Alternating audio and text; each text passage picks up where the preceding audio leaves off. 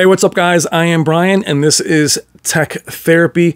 This video will be on what I feel is perhaps the best TV this year, the Samsung S95B Qd-Oled. I've seen things you people wouldn't believe. Hey, what's up guys? Thank you so much for joining me. If you're watching this, you're saying to yourself, oh my God, here we go. Another YouTuber or influencer flip-flopping on what their favorite panel this year is. And we have had the king of TVs, the A95K and the Z2 and 8K, and the S95B was in second place. Forget about all that for right now.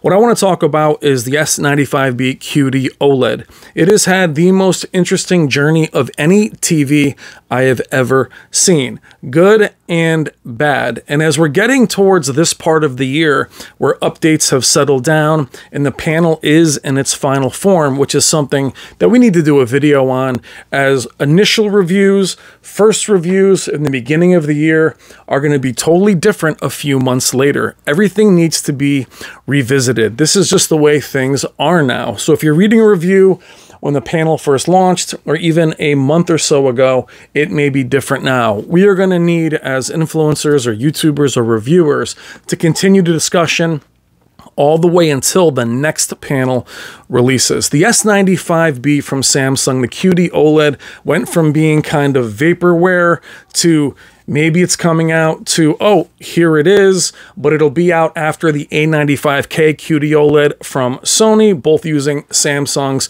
Qd-Oled panels. And all of a sudden, it was here, not marketed by them, released. And you saw that video that I did with Stop the FOMO, where he did an unboxing and setup. We were both blown away. I'm going to explain the journey that I've seen with the S95B and why I feel it's the best panel this year and where it is even in its current state. Now, the reason I want to do this video as we get to the point where many of you are really starting to buy. It's not Black Friday, it's not Super Bowl, but the dust has settled a bit and now you want to buy your panel. The sweet spot is 65 inches and 55 inches. 65 inch is really the large panel for many of you. Before we go any further, if you're somebody who wants a 77 or an 83 inch or an 85 inch, I would never in a million years recommend you go down in size. For the A95K, G2, 80K, whatever, don't go down in size for the better picture quality of the two Qd-Oleds. So if you're 77 inches or 83 inches, this video is not for you at all. I am in the heavyweight division. I only am at 77, 83, and 85. However, this discussion to me is fascinating. I was in Best Buy the other day. You'll see the footage here. The S95B is finally on display at my local Best Buy. Again, shout out to Andrew and Jim. And seeing it there, you have to say to yourself, if you're still walking into a brick and mortar or a retailer, what panels catch your eye? When you're walking through the stores, what panel makes you turn around? A lot of times that was the QD LEDs, mini LEDs from Samsung, their LEDs throughout the year, their 8K panels, things of that nature. They were the ones that always caught your eye. And for years, this is how Samsung dominated. It was their displays in store. It was how they sorted their different generations, but it was saturation, things that look good in bright showrooms as well as dark rooms. It was their quantum dot LEDs, their mini LEDs. And what we always wanted from them was an OLED. As LG rolled out their OLEDs and then Sony, they started to catch your eye. Yet the Samsung would still grab you, even if you weren't into accuracy. Now, accuracy quickly has to be talked about. It is the most debated thing in our industry. Is this accurate? Is that accurate? While you're watching videos like mine or channels like mine, you have to always ask yourself, what image do you prefer? What image do you like? They can all be calibrated within reason to look very similar, as we saw in the shootout, which to me hurt the Samsung. I want to see Samsung run wild, be as saturated and as colorful as it can be and needs to be, which is why I don't always agree with disabling all of the processing. I like Sony products with live color and a black adjust. I do like some of that processing. So while you're watching videos like mine, stop thinking, what is this guy saying? And start thinking, what do I like? What image do I prefer? And is this person describing the image I like? You need to figure out for yourself what it is you want to see. You may not be happy with a calibrated image or something that is so accurate. You might say, wow, I kind of missed the wow factor. So you have to think about that in terms of what you enjoy for yourself. That said, being in the store and seeing the S95B in Best Buy in 2 sizes, it was the price and the visuals that grabbed me. It was the wow, that looks incredible, even more so than the QN90B that was right there, or the Q900B was right there. So it was Samsung versus Samsung. It was a Samsung OLED next to their LED lineup or mini LED lineup that shook me, and then it was the price. The price and the value for what you get cannot be challenged, and to me is what elevates it. Price, picture quality, and feature set. So in terms of price, back to the initial conversation of when Qd-Oled was announced. Samsung actually jumped in front of Sony, released it, and as I mentioned, I did that video, What Stopped the FOMO. We did a tech therapy video after that. We were both absolutely blown away. And then other reviewers got their hands on it. I got my hands on it, spent time with it, and it was the most hyped panel I have ever been around. And for me to be so hype through a video like many of you, and then have my expectations beyond expectations when I had it in person, blew me away. It was saturation, it was wider color gamut, obviously more colorful, but it was also screen uniformity. In every game that was challenging for the WRGB OLED behind me, where there was banding or some gradation issues, it seemed to have no issues at all. Very punchy, very bright. And Samsung having 4 full bandwidth HDMI ports, as well as extra motion settings for gaming, like Motion Plus, 144 hertz, 144 hertz options, as well as 1440p, VRR, things like that. All these extra parts that Sony can't even begin to touch. It actually was outpacing LG in that regard. So you had a quantum dot OLED, not a WRGB OLED. You had it more colorful. It was brighter. It had more gaming features, as they started the game optimizer that LG does so well. Like, as I mentioned, 144 hertz, 1440p, variable refresh rate for that, G-Sync. And you're thinking to yourself, wow, this thing, and it was affordable. That was the key at the time. It was affordable. And we, as YouTubers and influencers, just overhyped it, not because it wasn't living up to it. We just beat it to death. It was just where people, even within a few weeks, got sick of hearing about it. And people typically don't love Samsung that are purists. Samsung is someone everyone loves except for a lot of our communities. They hate Samsung. Their quality, their, you know, the way they take care of the quality control, things of that nature. So it was dismissed. Wasn't accurate. It was reported from larger YouTubers. These guys don't know what they're talking about. That TV's not accurate. And it was dismissed in many ways. Then other people get their hands on it. They love it too. It goes through its updates. Then for me is the downfall. The picture quality changed. And then there was the war. Did it change in this preset or that preset? Oh, they nerfed it. They gimped it. They crippled it. It was 1,500 nits. Now it's only 1,000 nits, or it was 1,200 nits. So there was so much going on and uncertainty. That's where Samsung lost me for the rest of the year until now. I was thinking, not only, then they had a situation with the QN90B where they were altering that picture quality. Now you lose my trust. I don't trust you to turn on my TV and hope that you don't force an update or cripple my image quality. I liked it bright. I like it saturated. Let me make it more accurate myself. I don't need it to look like a Sony.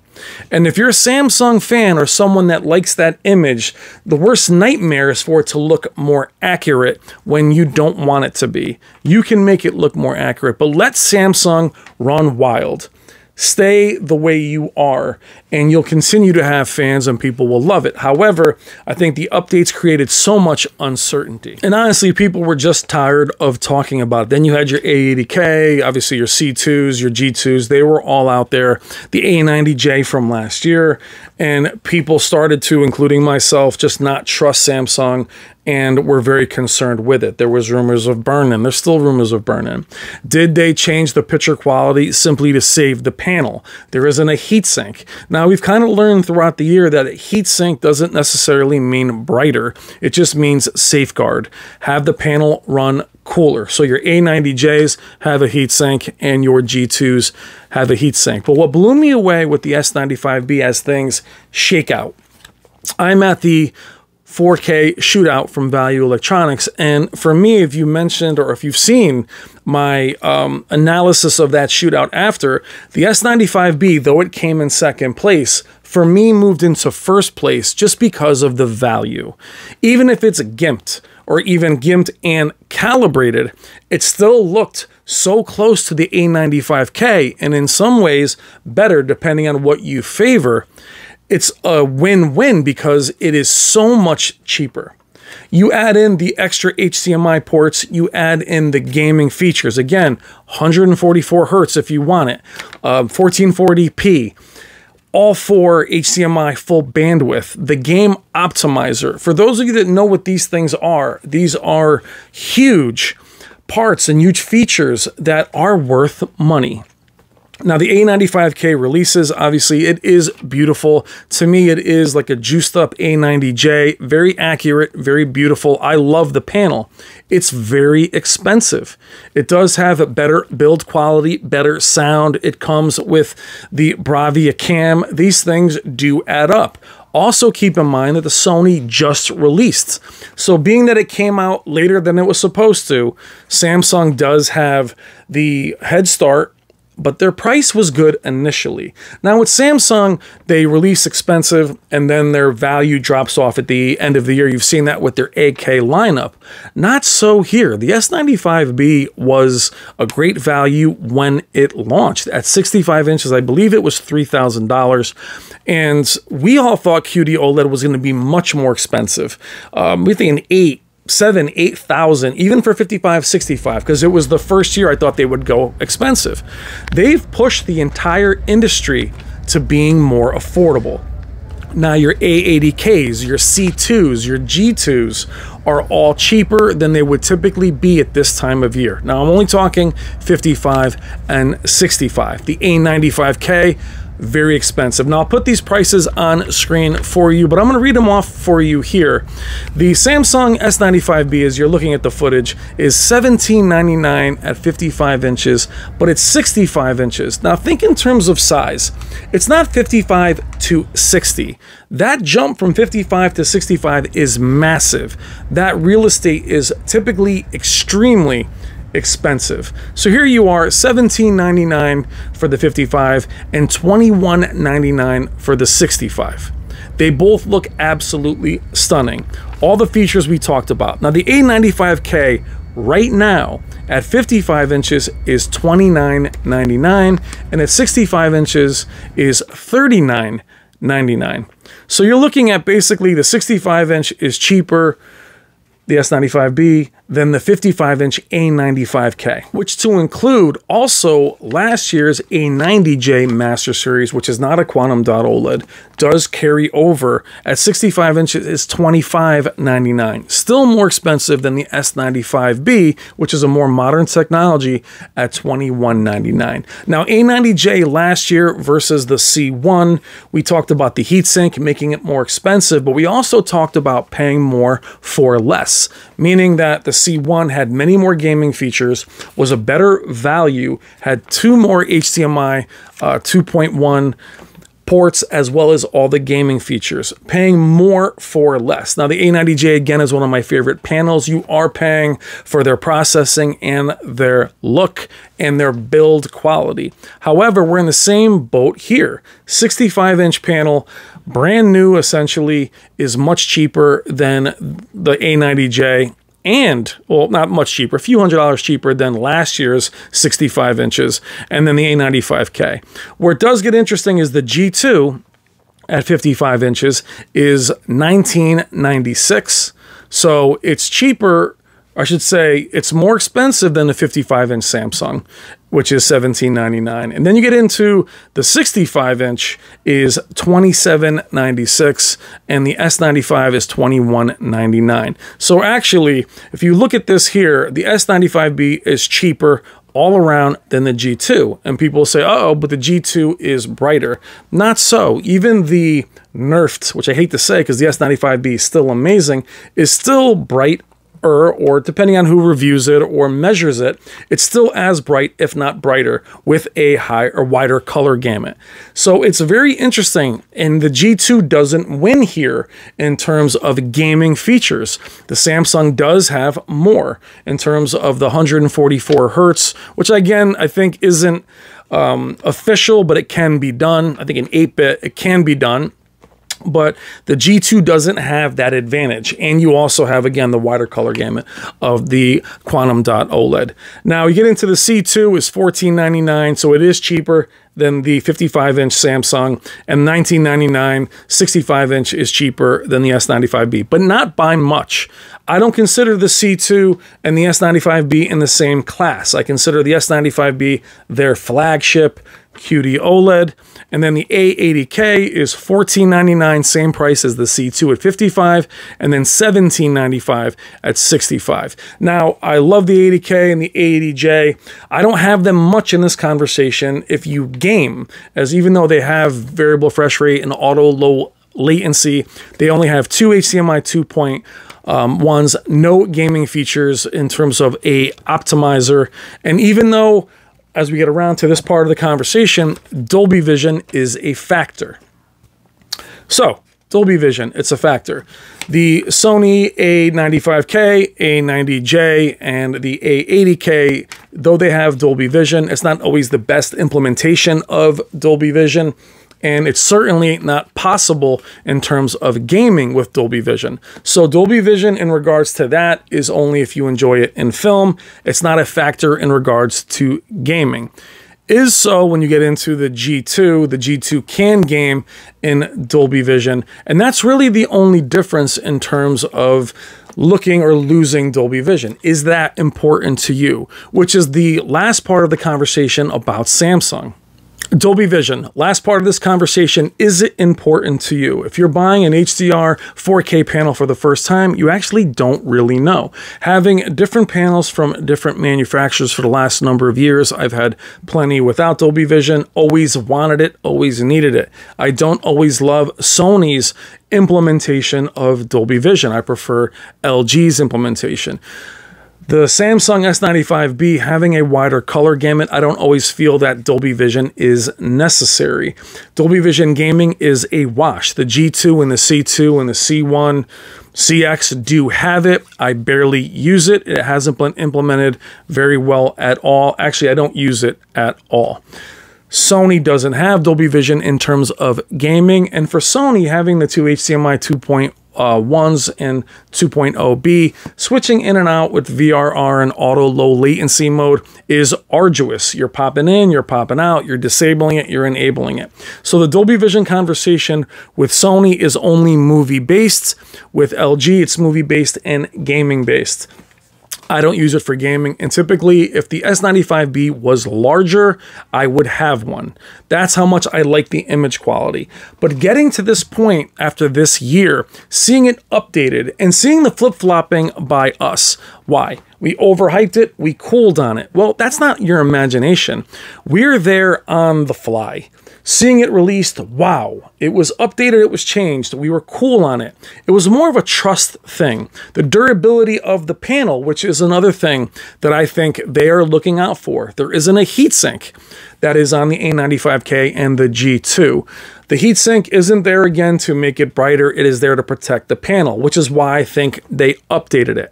As far as where it is now, the panel's absolutely stunning, though I appreciate and love its raw form. Now that the dust has settled, when you take its value, its feature set, and its picture quality, even if it's not 1500 nits, and now it's only 1000 or 1200 nits, it's still amazingly bright, amazingly punchy, especially in content over 1000 nits, which is a big topic many of us have discussed.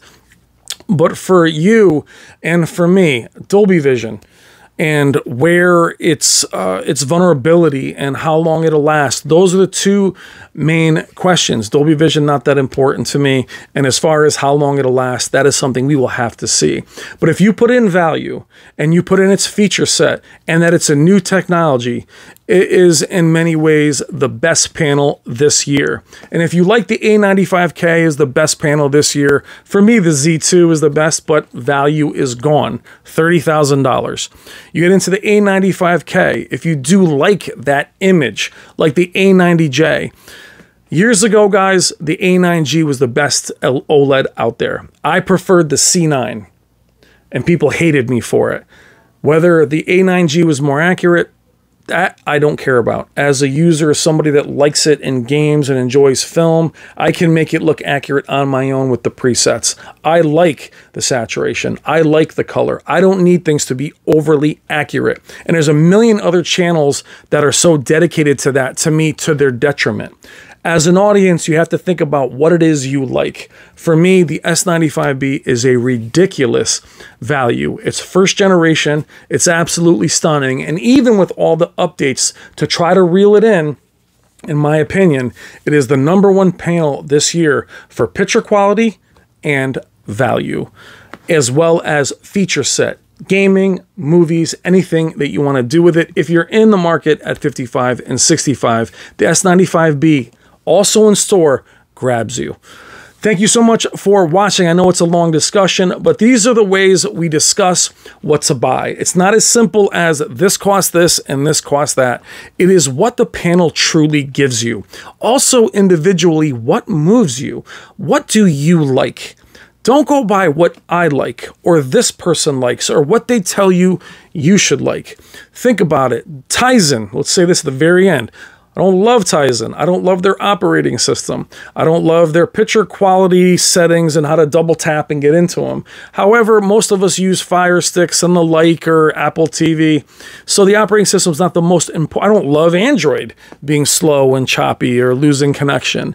But you have to think about what it is you like. And for many of you that game and watch film and stream, whether you love Samsung or not, the fact that they are maybe the second best or the best picture quality wise and feature set is something that is very hard to ignore. Quickly with gaming, with Samsung over the years starting the local dimming disabled to give you the best response time, that's something that kept many of the OLED guys gaming wise away from Samsung. They had the optimizer first, but we were with LG. Well, that doesn't matter here. And some people love the Auto Motion Plus. They love those features. The S95B is very hard to beat in its form and with its value. It's one of the best panels out there. And in my opinion, at 55 and 65, it's probably the #1 pick. Thank you so much for watching. I'll see you in the comments. Take care.